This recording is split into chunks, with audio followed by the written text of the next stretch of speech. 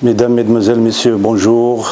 Bienvenue dans le contenu de cette 15e séquence sur les négociations sur le dossier ou les dossiers des services, toujours dans le cadre des négociations du dernier cycle des négociations du GATT, à savoir le cycle de l'Uruguay.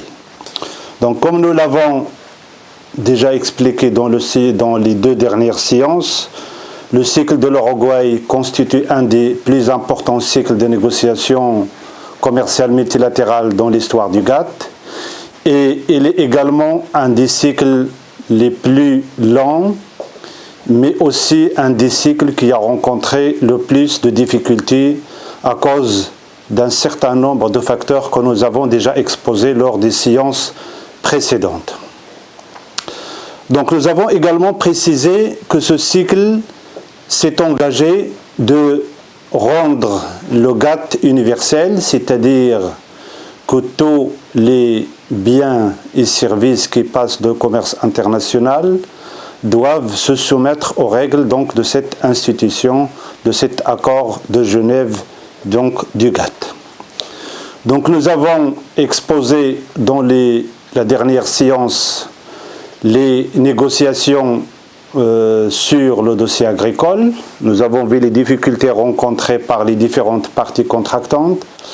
Nous avons exposé les différentes oppositions à la fois entre les pays en voie de développement d'un côté et les pays développés de l'autre, mais nous avons également montré et exposé les difficultés et les oppositions qui ont existé entre les pays développés entre eux, à savoir la difficulté et les oppositions entre la communauté économique européenne, donc la CEE, et les États-Unis d'Amérique sur ce dossier donc, agricole.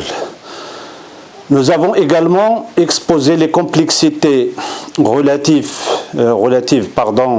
aux négociations agricoles et qui sont venues du fait de l'existence d'une multitude de pays, donc une diversité de pays, qui ont des caractéristiques qui sont très différentes. Donc dans cette séquence, nous allons exposer donc les négociations sur les services en abordant 4 éléments principaux. D'abord, les intérêts donc, du secteur et les oppositions dans les négociations. Pourquoi on a décidé d'introduire les négociations sur les services dans le cycle du GATT. Donc j'ai déjà donné un élément lors des 2 dernières séances, mais aussi au début de cette séance, parce que le GATT veut devenir universel, il doit contrôler l'ensemble donc des produits et biens et services qui transitent dans le commerce international. Donc on va voir également un deuxième élément, les principales nations exportatrices des services, comme nous l'avons fait pour le dossier agricole. Puis nous allons voir un troisième point, le déroulement des négociations sur les services, comment ces négociations se sont déroulées, comment elles se sont passées. Puis enfin, les 8 principes généraux retenus lors donc des négociations sur les produits ou le commerce international des services. Ce sont ces 8 principes généraux, donc ces 8 principes généraux qui vont faire ou constituer les principaux principes sur lesquels va se baser donc le fameux GATS que nous avons déjà évoqué lors de la séance précédente, c'est-à-dire le GATT relatif au commerce international des services, donc il s'appelait donc le GATS. Donc pour commencer, les négociations donc sur les services, donc tout le monde s'accorde à dire que la prise en compte des services par l'analyse économique constitue donc une nouveauté. Donc ça, On ne va pas entrer dans les détails relatifs donc, au fait que dans un premier temps, donc les économistes donnaient beaucoup plus d'importance à tout ce qui est exploitation de brut, puis exploitation et valorisation donc, de ce brut, c'est-à-dire le secteur industriel qui permet donc de créer de la richesse et de la valeur ajoutée. C'est pour ça qu'on appelle d'ailleurs le secteur industriel le secteur de valorisation. Mais au fur et à mesure que le temps passe, le service a pu trouver sa place au sein de l'analyse économique suite au poids qu'il commence à avoir au sein donc de l'économie mondiale d'une part, mais aussi au sein des relations économiques internationales, mais aussi au sein donc des relations commerciales internationales. Donc les principaux, donc cette importance du secteur, donc des services, الأهمية تاع قطاع الخدمات على المستوى العالمي, il vient d'où? Il vient du fait que les services concernent toute une liste donc d'activités, par exemple les banques. Donc le secteur bancaire fait partie donc des domaines des services et on sait le poids et le rôle joué par les institutions bancaires au jour d'aujourd'hui, que ce soit au niveau donc du rôle économique, que ce soit au niveau donc de l'investissement, c'est-à-dire certain nombre d'hommes d'affaires, d'investisseurs n'hésitent pas donc à faire appel donc au secteur bancaire en matière donc d'investissement, c'est-à-dire l'octroi des crédits donc pour accompagner donc les investisseurs dans les différents secteurs d'activité économique. Donc on parle des secteurs des banques, on parle des secteurs d'assurance, aussi qui est de plus en plus important, le secteur du tourisme qui a un rôle et une place primordiale au sein de ce secteur des services, le secteur de la construction, le secteur donc des transports avec les différentes branches de ce transport, qu'ils soient maritimes, aériens ou terrestres ou ferroviaires, puis le secteur de télécommunications, le secteur donc des services, les secteurs professionnels, notamment les services comptables, les services juridiques, les services de publicité, de la santé, de l'enseignement, des services relatifs donc au logiciel, ainsi de suite. Donc la liste, elle est très longue. Donc cette liste très longue de domaines concernés par ou qui font partie du secteur des services font donc de ce secteur un des secteurs qui commence à avoir une place primordiale au sein de l'économie mondiale de façon globale. Donc cette place importante, bien sûr, dans l'économie mondiale, mais aussi dans le commerce international des produits de services ou des services tout court, a poussé donc les spécialistes dans le domaine à introduire les services dans le cycle de négociation de l'Uruguay, tout en sachant que cette introduction du commerce international des services dans le GATT ne s'est pas faite sans difficulté à cause des oppositions multiples, que ce soit entre toujours la fameuse opposition classique entre les pays développés d'une part et les pays en voie de développement, ou les pays du tiers-monde, ou l'opposition qui existe à l'intérieur des pays développés, c'est-à-dire on trouve ces oppositions classiques entre la communauté économique européenne et les États-Unis d'Amérique, et parfois aussi avec le Japon en tant que puissance montante dans les années 90 et les années 80, une puissance importante, une puissance économique très importante. Du coup, on trouve ces oppositions au niveau donc, des pays en voie de développement contre les pays développés ou entre les principaux acteurs donc, du commerce international donc, des produits ou des services, c'est-à-dire les États-Unis et la CE et parfois le Japon. Il y a également le secteur de services qui tire son importance du fait qu'il a enregistré une croissance de ses exportations durant les années 80. 2 fois plus vite que celle enregistrée par les exportations des marchandises.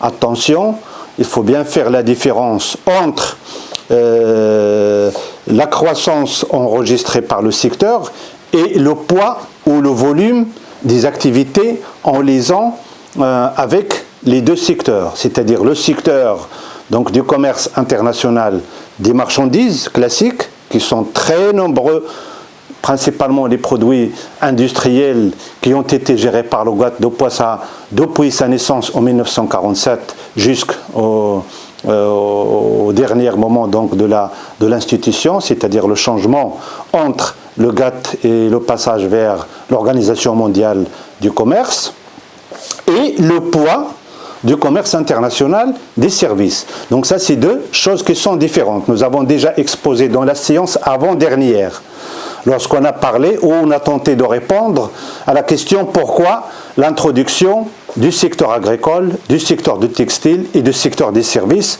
dans les négociations donc, du cycle de l'Uruguay. Donc nous avons donné un certain nombre d'éléments, parmi lesquels le fait que le commerce international des produits et des services commence à être important, mais il reste inférieur en termes de volume.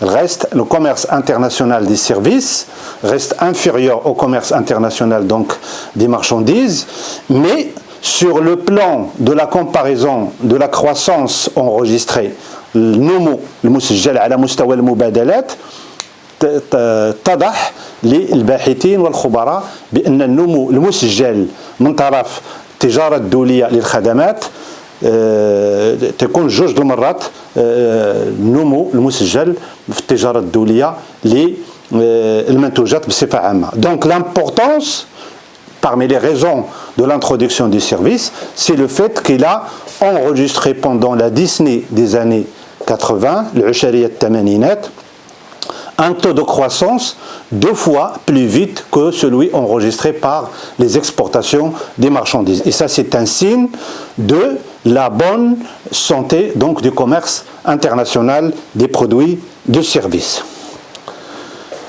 Donc, pour montrer cette importance, nous allons exposer les intérêts du secteur et les oppositions qui ont été enregistrés lors des négociations commerciales multilatérales du cycle de l'Uruguay. D'abord, cette importance du commerce des services nécessite l'instauration des règles commerciales. On ne peut pas, ou les experts, ou les chercheurs même qui s'intéressent au commerce international, se sont mis d'accord, ou ils sont majoritairement d'accord, sur le fait qu'on ne peut pas appliquer un GATT ou les principes du GATT classique, c'est-à-dire les principes que nous avons vus lorsque nous avons commencé la discussion de ce 2e chapitre sur le GATT, c'est un GATT qui concerne les produits, c'est-à-dire les marchandises, donc on ne peut pas appliquer ce GATT avec ses principes classiques sur le commerce international des services. لا يمكن تطبيق مضمون اتفاقية جنيف بالمبادئ ديالها الأولية لتجارة المنتوجات لا يمكن أن نطبقها على التجارة الدولية للخدمات. Donc, on ne peut pas aller dans ce sens. Donc, il faut trouver un cadre multilatéral du commerce international qui va s'intéresser au commerce international des services. Donc, le fameux GATS dont on va parler un peu plus tard.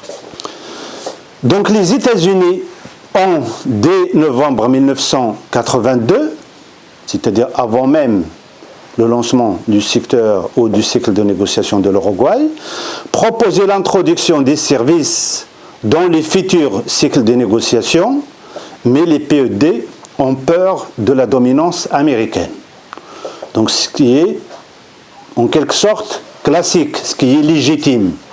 Les pays en voie de développement n'ont pas d'importantes sociétés, d'importantes firmes qui opèrent dans le domaine des services. Donc si le service est introduit dans le GATT, ceux qui vont bénéficier, ce sont les grandes puissances qui ont d'importantes structures, d'importantes sociétés multinationales qui opèrent et qui travaillent dans le domaine des services. Donc, les pays en voie de développement qui sont des parties contractantes au sein du GATT ont refusé dès le départ cette introduction des services, par peur, bien entendu, de la dominance américaine. Résultat, donc, de cette opposition entre les pays en voie de développement et les pays développés, c'est la création d'un groupe ou la désignation d'un groupe de 10 pays conduits par le Brésil et l'Inde qui s'y est constitué, donc ce groupe donc, qui est composé des pays en voie de développement, qui vont être pilotés par deux puissances, si on peut l'appeler ainsi, parmi les pays en voie de développement, l'Inde et le Brésil, et ils sont opposés dès 1986 à cette idée, c'est-à-dire l'année même du lancement du cycle de l'Uruguay, c'est-à-dire 1986. Donc ces pays, ces 10 pays en voie de développement, dirigés par le Brésil et l'Inde, se sont opposés à l'introduction du GATT dans les négociations. Mais les États-Unis, en tant qu'acteur important, en tant que puissance qui a sa place au sein des négociations au sein du GATT d'une part, mais aussi au sein de toutes les autres institutions internationales, ils refusaient de participer à un cycle de négociation dont les services seraient exclus. En clair, les États-Unis disaient, si le cycle de l'Uruguay ne veut pas discuter l'introduction ou le commerce international des services, moi, en tant qu'aux États-Unis, je ne suis pas partante pour participer donc à ces négociations.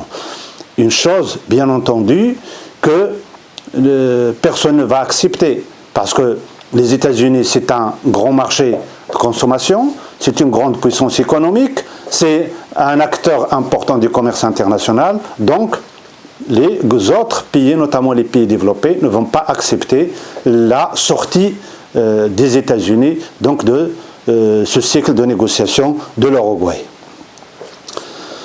Donc l'opposition des pays en voie de développement à la libéralisation du commerce des services vient du fait qu'ils ne bénéficieront d'aucun flux compensatoire sur leur marché. C'est-à-dire, s'il y a des appels d'offres en termes ou dans le domaine des services, supposons la construction d'une autoroute, supposons la construction des ports, supposons la construction et l'aménagement des aéroports, supposons la construction de lignes ferroviaires ou de lignes de TGV, ou tout cela. Donc, si jamais il y a ce genre de marché, donc les entreprises qui vont être les plus importantes, qui vont présenter les offres les plus importantes pour les pays concernés, ils vont être les entreprises donc des pays développés. Donc les entreprises qui travaillent dans le domaine des pays en voie de développement, ils ne vont pas bénéficier bien sûr de ces marchés. Pourquoi? Parce que il n'y a pas lieu de comparer des entreprises dont c'est à quelques exceptions près. On ne peut pas comparer donc les entreprises qui travaillent dans le domaine des services dans les pays en voie de développement avec une autre qui travaille dans ce domaine dans les pays développés. Donc je vous donne un exemple par exemple, un exemple un peu récent pour ce qui concerne le Maroc. On prend par exemple l'aménagement de l'autoroute Marrakech-Agadir. Donc cette autoroute, elle est réalisée actuellement depuis quelques années. Donc il est divisé en plusieurs tronçons. Donc, et le Maroc, elle fait des appels d'offres par tronçon. إذن تم تهيئة وبناء هذا الطريق السيار بين مراكش وأكادير بناء على صفقات عمومية تتهم مقاطع معينة. Et les entreprises qui ont eu les marchés, donc on trouve donc différentes entreprises, des entreprises turques, des entreprises chinoises, des entreprises d'autres pays. Donc, la même chose récemment pour l'aménagement de la ligne de TGV par exemple, Tanger, Casablanca. Donc c'est une ligne aménagée par une société française ou des sociétés françaises. Donc tout cela montre quoi? Que les grands projets, que les grands appels d'offres, si jamais il existe et si jamais le service est introduit de l'OGAT, donc il va être en faveur donc des pays et des entreprises donc des pays développés. Donc dans le domaine bancaire, les États-Unis ne pratiquaient pas la liberté d'exercer par exemple l'activité bancaire sur leur territoire. Je parle avant l'introduction des services dans le cycle de l'Uruguay. Donc, ça c'est un exemple. Par exemple, qui concerne une des activités ou un des secteurs au sous-secteur qui est le secteur bancaire que nous avons vu tout à l'heure, qui est un des secteurs des domaines des services. Donc avant les années 80, avant le cycle de négociation de l'Uruguay, avant la conclusion du GATS, les États-Unis n'acceptaient pas l'ouverture des banques étrangères sur son territoire.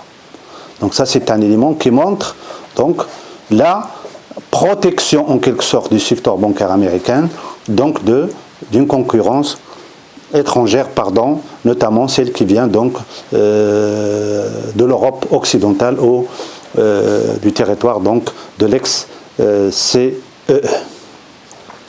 Les principaux pays exportateurs de services sont les pays développés et principalement les États-Unis et l'Europe occidentale qui contrôlent 70% des exportations des services qui ont été effectuées par ces deux puissances en 1991.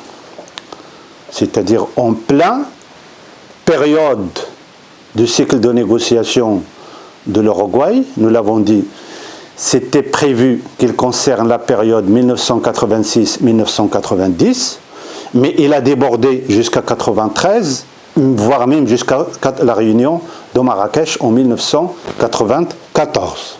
Donc, en 1991, les 70% des exportations des services, c'est-à-dire tout type de services, 70%, ils sont contrôlés par ces deux acteurs majeurs, la communauté économique européenne et les États-Unis. C'est-à-dire quoi? C'est-à-dire que tous les autres pays du monde partagent les 30% restantes. Donc ça nous donne une idée sur qui contrôle le commerce international, donc des services. Contre 60% pour les marchandises, c'est-à-dire les deux acteurs, la CE et les États-Unis, contrôlent aussi 60% donc des exportations donc des marchandises. Donc en gros, ces deux acteurs-là contrôlent plus des 2/3 du commerce international, que ce soit des services, que ce soit donc des marchandises. Donc ça nous donne une idée sur l'importance donc de ces pays. Donc parmi les principales nations exportatrices des services, on a les États-Unis qui est le premier exportateur mondial des services. On a la France qui est la deuxième après les États-Unis, quatrième pour les marchandises. On a le Japon qui est 16e alors qu'il est troisième pour les marchandises. Et on a les nouveaux pays industrialisés qui sont mal classés dans les exportations des services.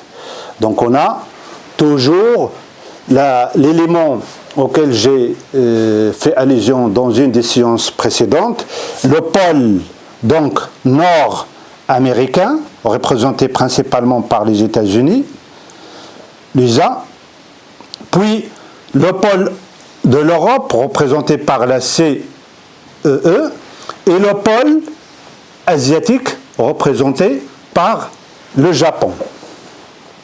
Donc l'essentiel du commerce international de façon globale est contrôlé par ces trois pôles, mais les plus importants donc, sont ces trois pays, trois groupes, parlent de la CE, les États-Unis et le Japon, mais il y a aussi les nouveaux pays industrialisés qui ont un poids important dans le commerce international des marchandises, mais pas dans le domaine donc, du commerce international des services.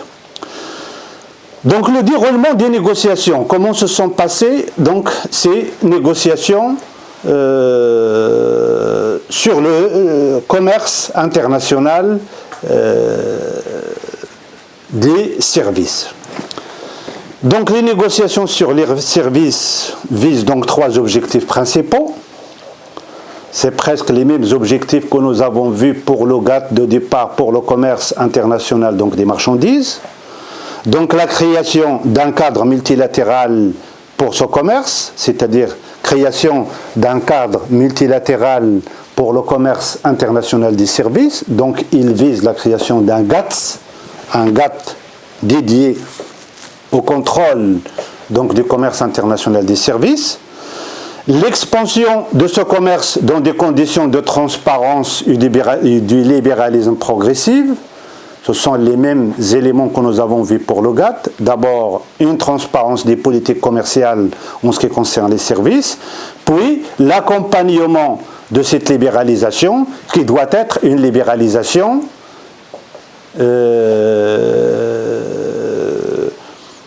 progressive. Il ne faut pas aller brutalement vers une libéralisation totale. Le troisième objectif général, c'est la promotion de la croissance de tous les partenaires et le développement des pays en voie de développement.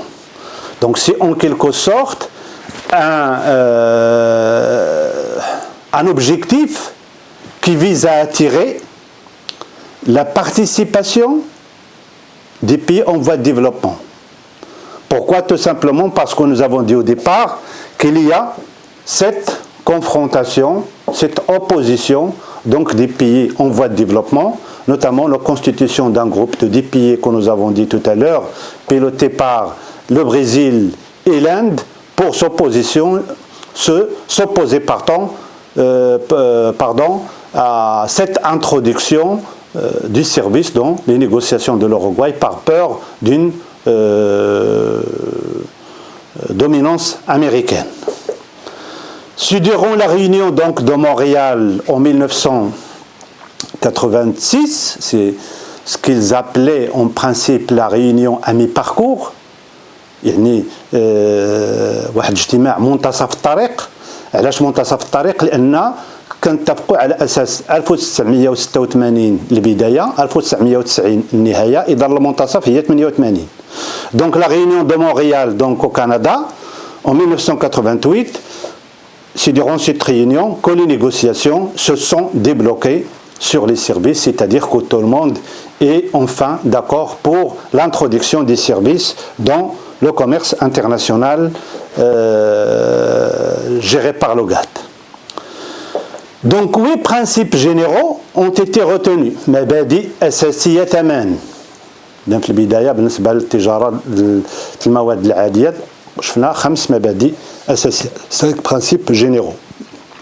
Le premier, la transparence, donc la diffusion des informations relatives au commerce des services.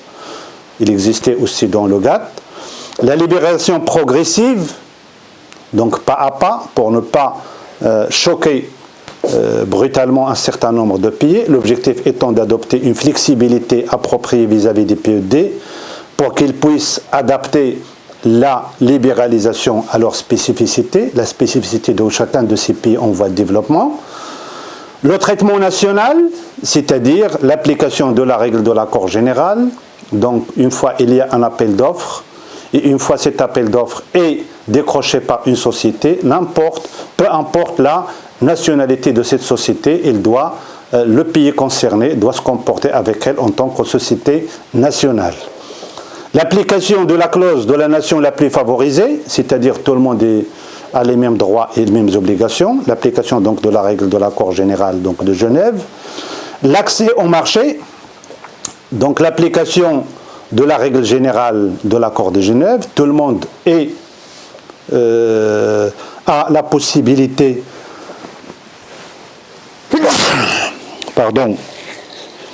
tout le monde a cette possibilité donc de participer donc au marché international relatif donc aux appels d'offres. Puis la participation croissante des PED, il devait être obtenue grâce au renforcement de la capacité des pays à fournir des services, une sorte d'accompagnement des pays en voie de développement à consolider leurs entreprises et aussi à monter des formations si nécessaire pour que leur société puisse décrocher donc des marchés à l'international. Les sauvegardes et les exceptions, comme il existait dans le GATT, ils vont exister sûrement au niveau du commerce international, donc des services. Donc les parties contractantes ont envisagé des sauvegardes reposant sur des raisons de balance de paiement et des exceptions fondées sur des objectifs de sécurité et de politique culturelle, c'est-à-dire en cas lorsqu'un pays montre et démontre qu'il peut, ou l'application d'une règle ou d'un accord peut causer des dommages au niveau de sa balance commerciale ou au niveau de sa culture, il peut bénéficier donc des exceptions. On parle de culture, pourquoi? Parce que nous l'avons vu dans la dernière séance, le domaine de l'audiovisuel, قطاع السمعي البصري اللي عبروا يمكننا ندوزوا مجموعة من les messages بما فيها الجانب الثقافي. La situation en matière de réglementation, c'est-à-dire le droit des pays, notamment les PED, d'instaurer de nouvelles réglementations compatibles avec les engagements du collement du cadre multilatéral, donc elle est reconnue, c'est-à-dire la possibilité des pays de promulguer de nouvelles lois à condition qu'il va dans le même sens que les objectifs donc de ce nouveau cadre multilatéral qui va gérer le commerce international des services. Donc lors des négociations sur ce service ou sur ce dossier des services, deux propositions sont issues des négociations des différentes parties contractantes. Donc ces deux propositions, la première émanant de la communauté économique européenne et des États-Unis, prévoit la libéralisation des échanges dans tous les services, mais il laisse la possibilité à certains pays d'exclure certains services ou formuler des réserves à leur propos. Donc là, c'est le point de vue des deux principaux acteurs importants dans le commerce international des services, c'est les États-Unis et la CE. Ils sont mis d'accord sur la libéralisation de tous les échanges. Mais ils laissent une petite exception aux pays en voie de développement en leur donnant la possibilité d'exclure un certain nombre de services ou de formuler des réserves à leur propos, toujours dans le cadre que nous avons souligné tout à l'heure, si le commerce de ce service va leur causer des dommages. La deuxième proposition, donc elle va être défendue de certains pays de l'Amérique latine, d'Afrique et d'Asie, on peut l'appeler la proposition donc des pays en voie de développement, qui propose un libéralisme progressif. Pourquoi? Parce qu'ils savent qu'ils n'ont pas grand-chose à gagner dans une libéralisation totale. Donc il doit commencer par des concessions des pays développés, c'est-à-dire que les pays développés doivent donner des concessions dans le commerce international des produits et services aux pays en voie de développement, dans un premier temps, puis au fur et à mesure que le temps passe, on avance vers la libéralisation donc progressive donc, de ce commerce international. Donc pour y arriver, donc plusieurs groupes de travail ont été formés pour proposer des recommandations dans les différents domaines liés au service, l'audiovisuel, le qita' as-sam'i al-basari, vu son importance et sa difficulté que nous avons déjà citées à maintes reprises. La mobilité de la main-d'œuvre, donc aussi cette mobilité donc des hommes, notamment ceux qui cherchent le travail, etc. Donc à propos de l'audiovisuel, la position des États-Unis s'oppose catégoriquement avec celle de la France. Regardez bien, les chercheurs ne parlent pas de celle de la CE, mais ils parlent d'une opposition entre la position des États-Unis dans le domaine de l'audiovisuel qui s'oppose à celle de la France. Pourquoi? Parce que la France, c'est elle qui pilote en quelque sorte la francophonie, donc il défend la francophonie. Ici, il libéralise, il accepte la libéralisation du commerce international dans le domaine de l'audiovisuel, c'est-à-dire les émissions télévisées, le cinéma, tout ce qui concerne l'audiovisuel, le domaine de la chanson, et ainsi de suite. Tout ça va causer beaucoup de dommages pour la France, principalement parce que c'est elle qui est concernée beaucoup plus que les autres pays donc, de l'Europe occidentale. Donc les États-Unis qui disposent donc d'exportations importantes dans le domaine de l'audiovisuel a défendu une liberté totale d'accès au marché étranger. Bien sûr la France, il va être contre parce qu'il défend l'exception culturelle. Et cette exception culturelle, c'est-à-dire la nécessité de reconnaître la spécificité de la création intellectuelle qui ne doit pas être traitée comme une marchandise. Donc, la production d'une chanson, la production d'un film de cinéma, la production d'une émission télévisée, c'est une chose. Donc, il y a ce qu'on appelle la création intellectuelle,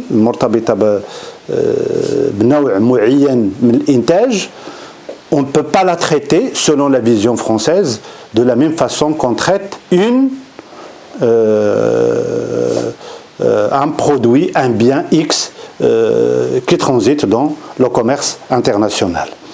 Résultat donc de cette opposition entre le point de vue dirigé par les États-Unis et le point de vue proposé par la France, le résultat de cette opposition, c'est l'instauration des quotas. Donc pour la diffusion d'œuvres cinématographiques, des productions destinées à la télévision, c'est ce qu'on appelle donc les émissions télévisées, ou encore dans le domaine des chansons, c'est-à-dire on peut libéraliser, mais avec des quotas, un tel nombre de films, un tel nombre de chansons, un tel nombre qui vont bénéficier de cette libéralisation. Donc c'est une façon pour la France de ne pas accepter la libéralisation totale donc, du commerce international relative au secteur donc, de l'audiovisuel. On a également le maintien donc, du régime de subvention à la création, comme on a dit par rapport au maintien de régime de subvention pour les agriculteurs, quand on a parlé de cette différence et opposition entre les États-Unis et la CE. Donc là aussi, on maintient des régimes de subvention à la création dans ce domaine de l'audiovisuel. Donc on termine sur ce point relatif donc, à l'audiovisuel comme secteur qui a causé beaucoup de problèmes dans les négociations. Merci de votre attention et à la séance prochaine.